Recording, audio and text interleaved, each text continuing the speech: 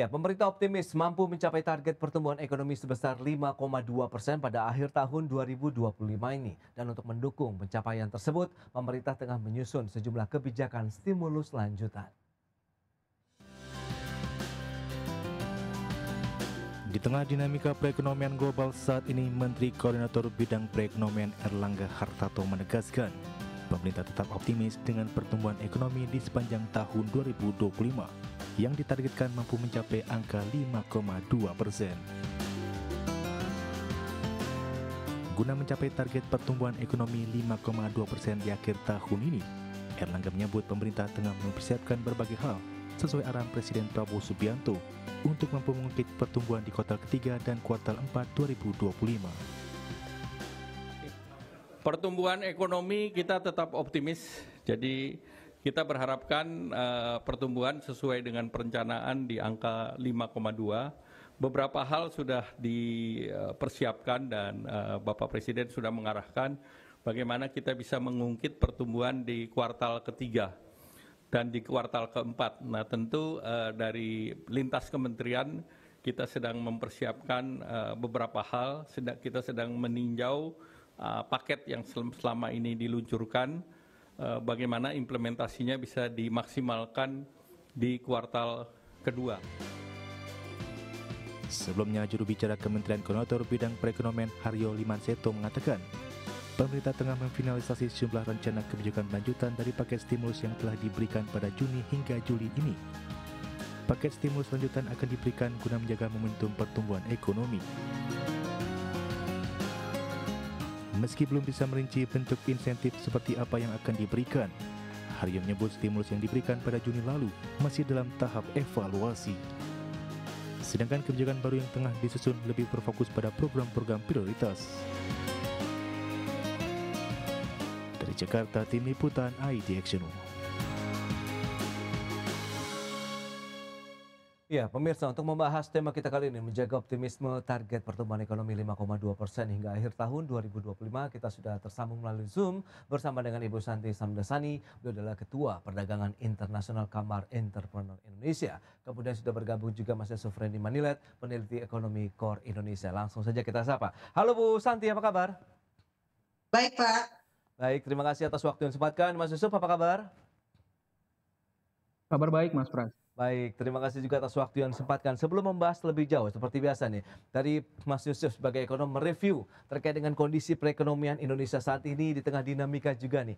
Geopolitik, kemudian geoekonomi global kan kita tahu juga masih berlangsung saat ini. Seperti apa sih realnya begitu saat ini untuk posisi Indonesia? Iya, saya kira dalam beberapa bulan kebelakang, beberapa lembaga internasional juga sudah mengeluarkan rilisnya untuk bagaimana proyeksi pertumbuhan ekonomi global dan lebih spesifik bagaimana pertumbuhan ekonomi Indonesia, terutama di sepanjang tahun ini. Dan kalau kita lihat dari beberapa rilis yang dikeluarkan, memang tidak begitu menggembirakan, sayangnya ya, karena kalau kita perhatikan, beberapa justru melakukan koreksi terkait proyeksi pertumbuhan ekonomi di sepanjang tahun, dan saya pikir koreksi tersebut masuk akal, terutama kalau kita melihat dari bagaimana pencapaian pertumbuhan ekonomi terutama di triwulan pertama tahun ini, di mana pertumbuhan ekonomi pada saat itu hanya mencapai 4,87% secara tahunan, dan pertumbuhan tersebut itu relatif rendah mengingat pada triwulan 1 kita ingat ada momentum yang seharusnya dapat mendorong pertumbuhan ekonomi lebih tinggi, seperti misalnya momentum bulan Ramadan dan juga momentum perayaan Hari Besar Keagamaan Idul Fitri. Tetapi kalau kita lihat ternyata polanya agak sedikit anomali ya, terutama di kuartal pertama 2025 ini momentum tersebut tidak mampu mendorong pertumbuhan ekonomi lebih tinggi. Jadi saya kira itu yang kemudian menjelaskan kenapa pertumbuhan ekonomi di sepanjang tahun itu dikoreksi oleh beberapa lembaga internasional.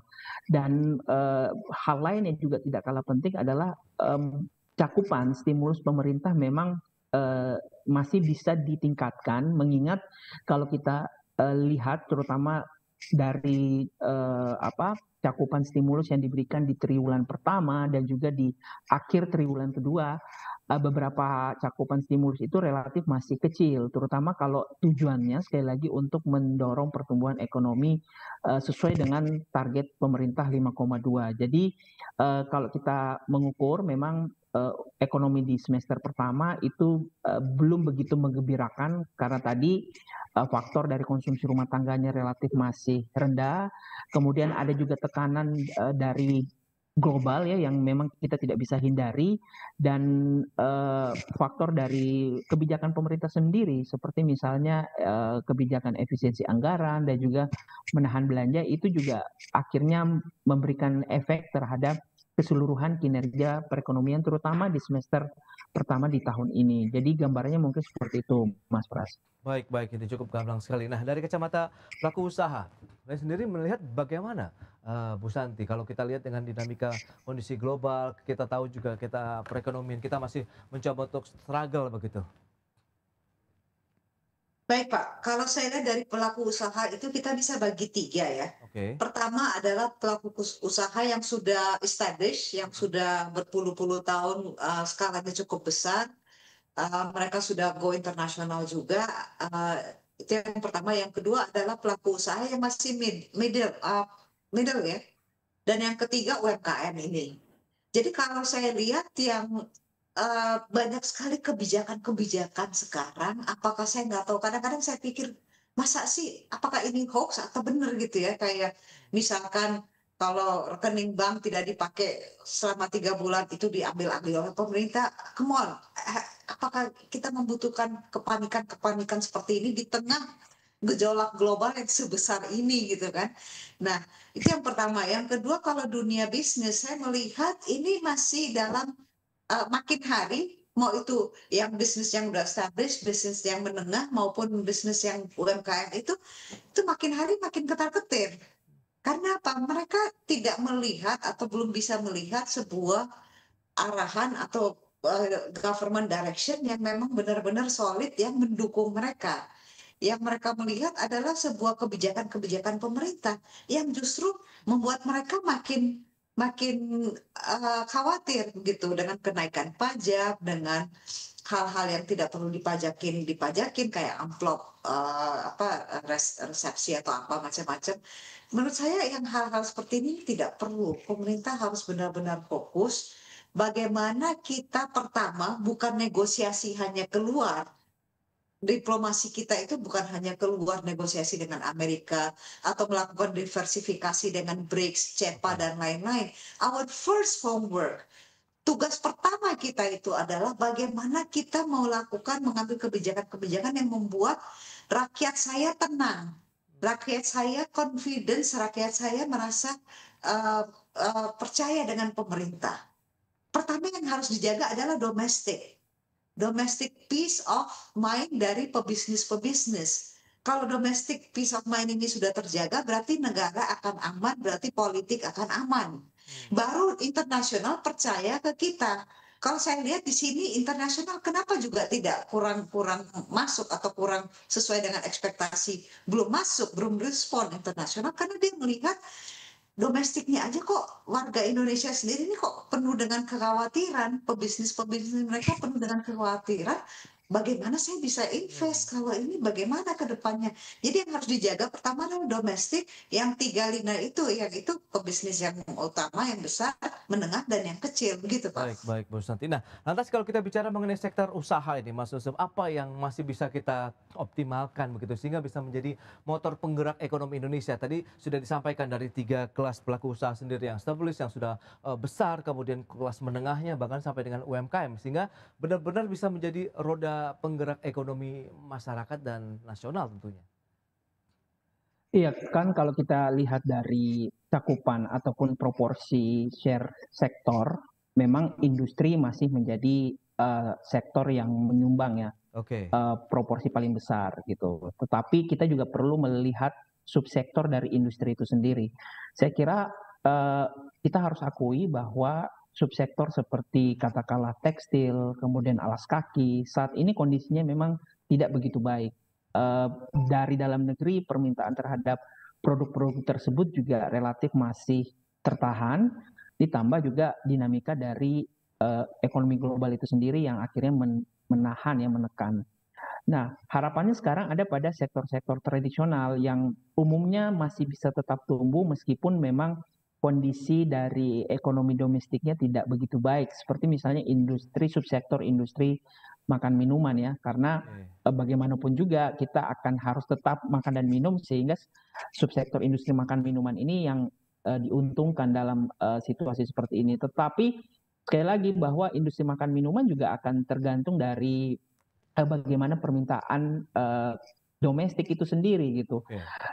Kalau kita bicara kelompok makanan minuman yang sifatnya wajib, ya memang dia akan terus tetap tumbuh. Tetapi kalau misalnya makanan minuman yang sifatnya sekunder dan tersier, ini yang menurut saya juga akhirnya harus terdampak dengan adanya tekanan dari ekonomi domestik itu sendiri.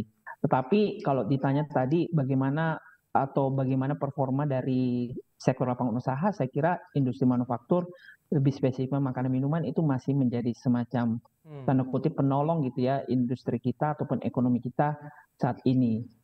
Sektor lain yang juga tidak boleh dilupakan sebenarnya juga pertambangan, terutama pertambangan yang sifatnya memang sudah dilakukan pemerintah ya beberapa tahun ke belakang, termasuk di dalam misalnya proses hilirisasi untuk produk nikel misalnya, itu kan masih tetap jalan dan itu menopang dari sisi realisasi investasi pemerintah terutama di kuartal pertama di tahun ini gitu. Jadi selama kemudian proses dari investasi realisasi hilirisasi nikel itu tetap dijalankan, itu saya kira masih bisa tetap menopang ekonomi terutama di semester pertama kemarin. Jadi sektor-sektor ini yang tidaknya masih relatif survive gitu ya untuk kondisi kita di semester pertama kemarin.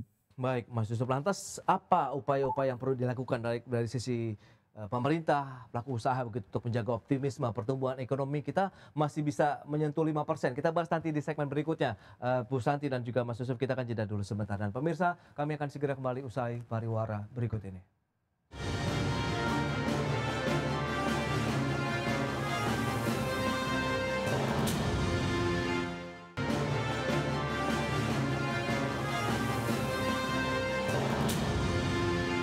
Ya, Anda masih menyaksikan Market Review, pemirsa. Dan berikut ini kembali kami sampaikan data untuk Anda terkait dengan tren pertumbuhan ekonomi Indonesia. Selengkapnya bisa Anda saksikan di layar televisi. Ini dia, kita akan cermati dari tahun 2019, 2020, 2021, sampai dengan 2024. Trennya memang cenderung bertahan masih begitu ya di level 5%-an. Meskipun kita tahu di 2020 juga ada COVID sehingga kita harus mengalami negatif dari sisi pertumbuhan ekonomi Indonesia. Tapi di tahun berikutnya kita mencoba bangkit lagi 3,7% dan mencapai kembali di 5%-an dalam 3 tahun terakhir 2022, 2023 sampai dengan 2024 untuk pertumbuhan ekonomi Indonesia.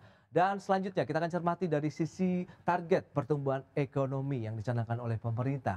2025 ini diharapkan bisa kembali lagi menyentuh 5,2% dan pemerintah juga nampaknya masih cukup optimistis begitu ya. Berikutnya di tahunnya 2026 6,3%, 2027 7,5%, tahun 2028 7,7% dan di tahun 2029 diharapkan pertumbuhan ekonomi Indonesia bisa mencapai 8%. Nah, selanjutnya kita cermati untuk pergerakan inflasi. Ini dia, kita akan cermati bersama Januari sampai dengan bulan Juni tahun 2025. Ya, tercatat di bulan Juni ini atau bulan Juni lalu tercatat 0,19% untuk pergerakan inflasi dan sempat memang kita mengalami deflasi di bulan Mei. Baik, itu dia beberapa data yang kami sudah sampaikan untuk Anda.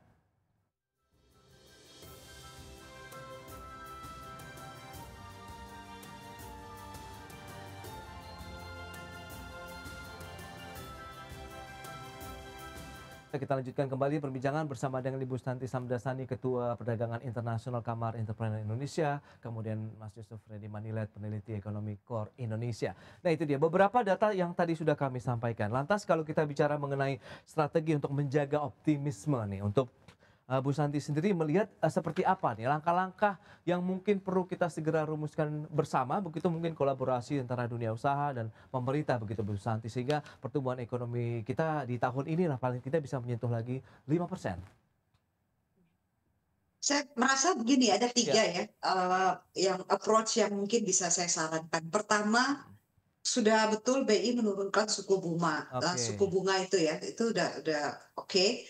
Yang kedua, apakah bisa pemerintah menurunkan pajak? Oke. Kenapa saya mengatakan serupa? Karena pajak ini yang membuat rakyat sangat-sangat uncomfortable. Karena pajak naik terus, pemerintah mengeluarkan kebijakan-kebijakan pajak, orang tidak mau spending, Pak. Mmm, Jadi uang ditahan. Nah, kalau orang tidak mau spending, ekonomi ini kan tidak berputar jadinya, baik. gitu. Jadi mungkin yang kedua itu, yang ketiga, mohon segala macam yang berhubungan dengan ekspor, bukan impor ya, Oke. dengan ekspor, tolong dipermudah. Karena kalau memang impor Amerika kita buka all access seluas-luasnya dan ekspor kita tidak diberi pelicin, tidak mulus, kita nanti trade imbalance-nya akan besar lagi gitu. Jadi kalau memang kita buka keran impor besar, tolong buka keran ekspor lebih besar lagi. Nah, untuk buka keran ekspor lebih besar lagi, bukan hanya negosiasi dengan EU, CEPA, dengan BRICS, dengan negara-negara tetangga lain, tapi justru dari kebijakan-kebijakan ekspor di dalam negeri sendiri. Yang itu paperwork-nya, regulasinya, orang mau ekspor aja kayaknya susah banget gitu. Harus bayar sini, harus bayar sini, harus ke loket sini, harus ke loket sana. Nah, bagaimana ekspor ini bisa di OSS-kan, one stop window, atau lebih permudah lagi dengan sistem yang ada. Karena ini kalau ekspor dibikin lebih mudah lagi, makin banyak lagi orang Indonesia yang terdorong untuk mau mengekspor. Oke. Begitu, Pak. Jadi tiga hal ini yang saya melihat Oke. critical points kita ya yang harus kita lakukan dengan sesegera mungkin, gitu, Baik, Pak. Bu Santi, tapi kan deregulasi juga sudah dilakukan oleh pemerintah begitu. Apakah memang belum menyasar seperti yang Anda harapkan begitu untuk kemudahan-kemudahan eksportasi produk-produk andalan Indonesia ke luar negeri seperti mungkin Amerika Serikat, kemudian Uni Eropa dan juga negara-negara BRICS begitu di mana kita tengah menjalin potensi kerjasama ekonomi. Bu Santi, silakan. Belum, Pak. Kalau Belum. saya lihat belum maksimal. Deregulasi yang sudah dilakukan itu dengan omnibus law Oke.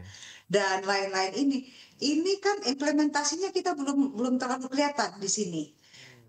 Bukan hanya itu, Pak. Pak Presiden Prabowo sendiri sudah berkali-kali menyebutkan bahwa pemerintah harus melakukan streamlining of regulation, harus diberikan kemudahan yang menghambat ini harus dibuka. Tapi kan kenyataannya kita lihat di lapangan belum juga berjalan seperti itu gitu. Oke. Jadi mungkin kalau saya melihat di sini, kalau kita bicara ekspor, memang kita harus juga melihat kendala yang ada, kadang-kadang tarif barrier atau non tarif barrier dari negara yang kita mau ekspor. Contohnya kalau kita mau ekspor sesuatu ke Uni Eropa aja itu uh, panjang sekali yang harus kita patuhi dari standarnya, dari kualitasnya, dari Oke. paperwork-nya dan lain-lain. Nah, ini kan Indonesia sedang negosiasi dengan EU CEPA ini. Apakah bisa untuk Indonesia itu non tarif barrier-nya meskipun tarif barrier-nya itu dibikin seminim mungkin. Jadi kita itu ekspor ke negara-negara itu bisa lebih smooth lagi, lebih gampang lagi.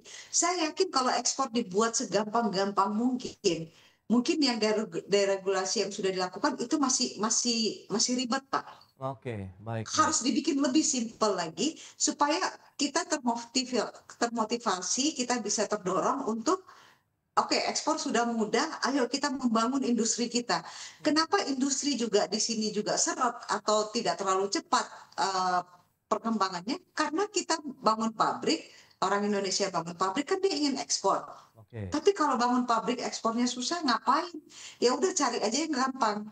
Tapi kalau ekspornya sudah dibikin gampang, saya rasa kita punya pebisnis itu akan Oke. berlomba-lomba untuk membangun pabrik, seperti itu, Pak. Baik, baik, itu dia terkait dengan upaya-upaya kemudahan-kemudahan untuk melakukan eksportasi. Nah, Mas Yusuf, lantas bagaimana menurut Anda apa yang mungkin juga perlu dilakukan untuk menjaga optimisme bahwa 5,2% ini sesuai dengan target pemerintah di tahun 2025 ini bisa tercapai meskipun tadi dari dunia usaha juga menyarankan ada beberapa poin ya terkait dengan adanya upaya penurunan pajak misalnya, kemudian juga dengan tadi kemudahan-kemudahan regulasi ekspor begitu ke depannya.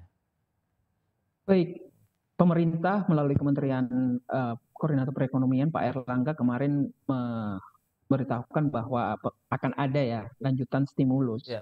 yang akan dikeluarkan pemerintah dalam beberapa bulan ke depan. Saya kira ini setidaknya bisa menjadi salah satu angin segar lah. Meskipun tentu kita perlu melihat nantinya. Yang perlu kita awasi ataupun nanti evaluasi terkait stimulus yang akan dikeluarkan oleh pemerintah nanti adalah jenis stimulusnya dan juga cakupan stimulusnya, termasuk di dalam durasi ya. Karena saya pikir 3 hal ini yang juga akan ikut menentukan apakah pemerintah akan bisa tetap menjaga asa target pertumbuhan 5,2. Kalau kita lihat misalnya belajar ya dari pengalaman penyaluran stimulus di akhir Juni kemarin, kemudian di triwulan pertama, saya kira stimulus yang sifatnya diluncurkan langsung ke masyarakat, seperti misalnya bantuan subsidi upah ataupun pelebaran atau perluasan bantuan sosial, itu punya efek yang cukup lebih signifikan gitu ya, terutama untuk menstimulasi mereka untuk melakukan konsumsi. Nah, hal lain yang juga tidak boleh terlupakan adalah stimulus untuk pelaku usaha itu sendiri gitu. Karena kalau kita lihat dari stimulus terakhir, stimulus untuk pelaku usaha itu relatif terbatas. Saya pikir ini yang kemudian mungkin nanti bisa dieksplor gitu ya, kira-kira stimulus untuk pelaku usaha apa saja yang bisa ditawarkan. Apalagi saya kira pemerintah kan sudah membuka ruang untuk melebarkan defisit ya. Target defisit anggaran itu di set 2,78 di akhir tahun nanti. Jadi pelebaran defisit ini sebenarnya memberikan ruang bagi pemerintah untuk lebih eksploratif dan melihat kira-kira ada nggak kebijakan yang bisa diambil, terutama yang berkaitan dengan stimulus dan menyasar berbagai kelompok, terutama masyarakat dan juga pelaku usaha. Jadi harapannya dengan stimulus yang lebih merata, ekonomi bisa tergerak kembali. Hal lain yang juga tidak boleh dilupakan sebenarnya, saya ingin mengutip ya laporan dari competitiveness index beberapa pekan yang lalu, di mana daya saing dari competitiveness index Indonesia itu turun, dan salah satu alasan kenapa kemudian peringkat Indonesia turun itu karena adanya government efisiensi yang dilakukan oleh pemerintah. Jadi saya pikir ini yang perlu dilihat kembali, cara pemerintah dalam menjalankan anggaran gitu ya. Apakah kemudian itu ternyata memang sudah mampu untuk menggerek perekonomian atau tidak gitu. Karena kan tujuan dari berbagai kebijakan pemerintah itu muara akhirnya adalah tadi pertumbuhan ekonomi. Jadi poin saya sebenarnya lebih kepada stimulus pemerintah perlu dilihat durasi, kemudian cakupan, dan juga evaluasi dari stimulus yang sudah dilakukan sebelumnya. Semakin banyak jenisnya, semakin luas cakupannya, semakin lama durasinya, ini akan memberikan keuntungan yang lebih besar tentunya ya bagi masyarakat sendiri dan juga dunia usaha, sehingga bisa menjadi lagi booster untuk perekonomian Indonesia paling tidak menjelang akhir tahun 2025 ini, sehingga bisa tercapai ya paling tidak 5,2% sesuai target lah untuk pertumbuhan ekonomi Indonesia di tahun ini. Baik, sayang sekali waktu terbatas ini, kemudian Bu Santi, kemudian Mas Yusuf, terima kasih banyak atas informasi, update, dan juga insight yang sudah Anda berikan kepada pemirsa IDXL pada hari ini. Selamat melanjutkan aktivitas Anda kembali. Salam sehat, Bu. Mas Yusuf, terima kasih. Terima kasih, Bu Santi. Terima kasih, Pak. Thank you. Baik, pemirsa, 1 jam sudah saya menemani Anda dalam Market Review. Perbaharui terus informasi Anda hanya di IDX Channel, your trustworthy and comprehensive investment reference. Karena urusan masa depan harus ke depan, aku investor saham. Ya, saya Prasetyo Wibowo beserta seluruh kerabat kerja yang bertugas pamit undur diri. Terima kasih dan sampai jumpa.